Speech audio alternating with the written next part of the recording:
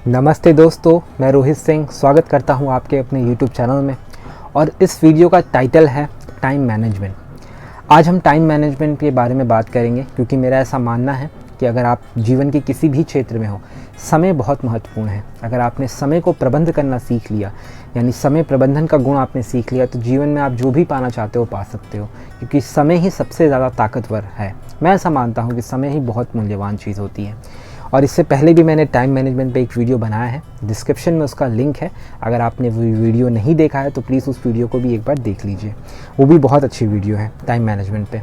तो चलिए इस वीडियो में मैं बिना समय को टाइम पास किए हुए हम टाइम मैनेजमेंट पे आते हैं।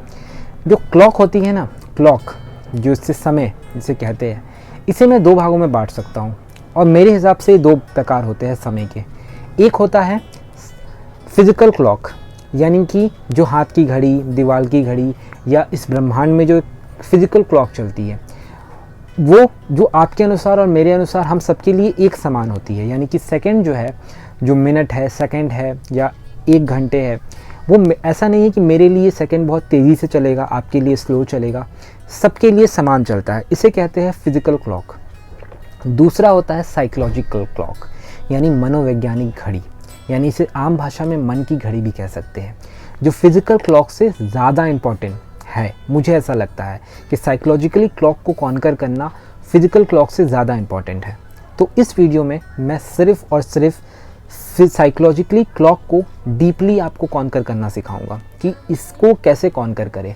और अगर किसी का दिमाग थोड़ा भी खुला हुआ है तो ये उस क्लॉक से ज़्यादा इंपॉर्टेंट है इसे कॉन्कर करना। अगर आपने इसे समझ लिया, साइकोलॉजिकली क्लॉक को अगर आपने समझ लिया, तो समय प्रबंधन करना आपके लिए कोई बहुत बड़ी चीज़ नहीं हो जाएगी। आप आसानी से, बिल्कुल आसान तरीके से समय प्रबंधन करना सीख जाओगे। तो चलिए बिना वक्त टाइम पास किए हुए इस साइकोलॉजिकली क्लॉक को डीपली मैं आपको समझाता हूँ।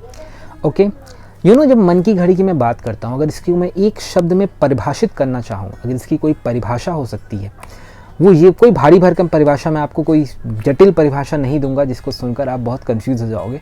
मैं बिल्कुल सामान्य सा परिभाषा आपको देता हूँ कि जब भी जो भी काम करो उस वक्त वही काम करो।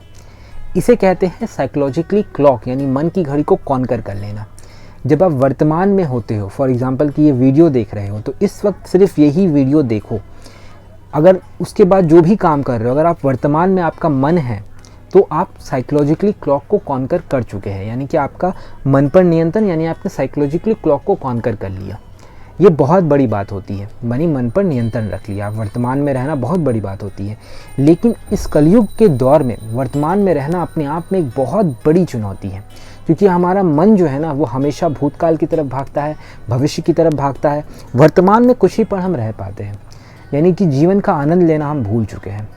तो इसी को कॉन्कर करना, और ऐसे जो मैंने बात अभी कही है, सच मायने में तो ये बात कोई ऐसी बहुत इंटेलिजेंट बात मैंने नहीं कही है। बहुत सारे लोगों को ये बात पता भी होगी कि मन पर कॉन्कर करना चाहिए। लेकिन सवाल यहाँ पर ये उठता है कि मन को जीते कैसे, मन को कॉन्कर करे कैसे, मन पर नियंत्रण करे कैसे। क्योंकि मन जो है वो अपने आप में बहुत चंचल है, बहुत हठी है, बहुत ताकतवर है।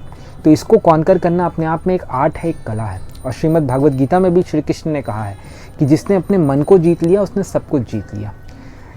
अब मैं आपको कुछ व्यवहारिक, मैं आपको कोई ज्ञान नहीं यहाँ पे दूंगा, कुछ व्यवहारिक प्रैक्टिकल स्टेप बताने वाला हूँ जिससे आप आसानी से इस मन को जीत सकते हैं और इस साइकोलॉजिकली क्लॉक को कॉन्कर कर सकते हैं। ओके, और उसके बाद समय प्रबंधन आपके लिए बहुत आसान हो जाएगा। पहले हम सीखते हैं कि मन पर नियंत्रण करते कैसे हैं। दोस्तों, जब भी मैं मन के बारे में जब भी कोई बात करता है ना, तो उससे एक नकारात्मक भावना आती है कि मन बहुत हट्टी है, मन बहुत चंचल है, इसे कंट्रोल करो। आप खुद सोच कर देखिए, एक नेगेटिव फीलिंग हो रही है, नेगेटिव वाइब्स आ रही है उसके अंदर से, कि मन को दुश्मन मान लेते हैं हम। यहीं पे हम सबसे बड़ी गलती करते हैं। मन को दुश्मन मत समझिए, क्योंकि मन जो है बहुत हट्टी है, जिसकी जितना आप इसे कंट्रोल करने की कोशिश करोगे वो उतना और चंचल होगा। मन को कॉन्कर करने का सिंपल और आसान तरीका है, मन के साथ दोस्ती कीजिए। पानी में रहकर मगर से बैर करना कोई बुद्धिमानी नहीं है। ओके, तो मन के साथ अगर आप दोस्ती कर लो, मन को अपना साथी बना लो, मन को पढ़ाई में लगा दो, तो हर चीज़ आसान हो जाती है। कोई भी काम में मन को लगा दीजिए। मन के साथ आप दुश्मनी मत कीजिए कि मुझे मन को कंट्रोल करना है, और छोटे छोटे स्टेप लीजिए। पहला, अपने माइंड में ये बात अच्छे से बैठा लीजिए कि मन कोई ख़राब चीज़ नहीं होती है, मन के साथ मुझे दुश्मनी नहीं, मन के साथ मुझे दोस्ती करनी है, क्योंकि रहना आपके मन के साथ ही है, आपका मन कहीं नहीं जाने वाला है। तो सबसे पहले इस बिलीफ को आप तोड़िए कि मन आपका दुश्मन है, सबसे पहले ये बिलीफ बनाइए कि मन आपका दोस्त है। दूसरा स्टेप है छोटे छोटे स्टेप लीजिए। प्रॉब्लम पता है क्या है कि जब भी हम कोई हैबिट चेंज करने में आते हैं तो हम बहुत बड़ी छलांग लगाने की कोशिश करते हैं, और यहीं पे हमारी सबसे बड़ी गलती होती है।